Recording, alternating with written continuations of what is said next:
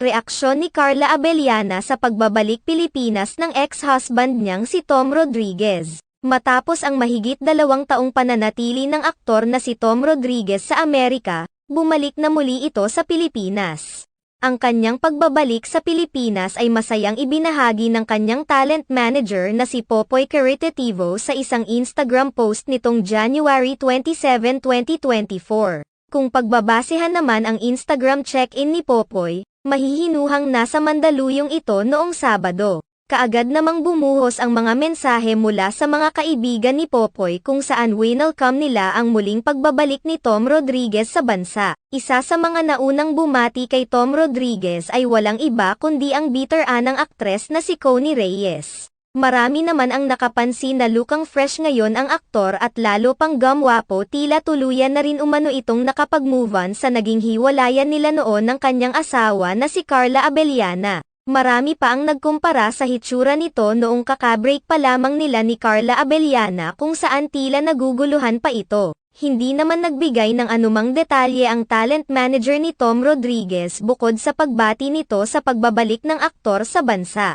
Samantala, hanggang ngayon ay naka-deactivate pa rin ang Instagram account ni Tom Rodriguez na tila ba umiiwas pa rin ito na makabasa ng kahit anong social media update. Samantala, ilang oras bago lumabas ang update ni Popoy patungkol sa pagbabalik sa Pilipinas ni Tom Rodriguez, kapansin-pansin naman ang ibinahaging social media post ni Carla Abellana na hango sa isang quote na nagpapahiwatig na piliin ng mabuti ang mga desisyon sa buhay.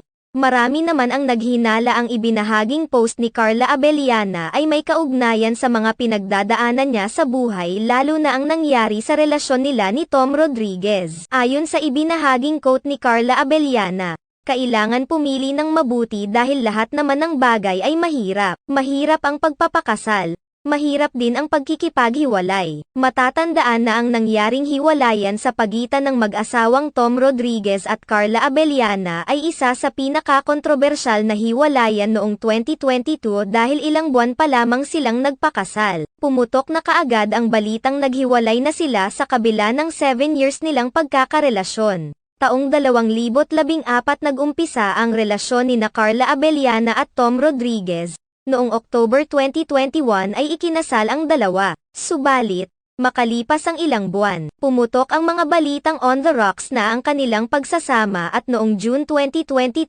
tuluyan na nilang kinumpirma ang kanilang paghihiwalay. Kabilang sa mga naglabasang isyu noon ay ang isyong nakabuntis umano ng ibang babae si Tom Rodriguez.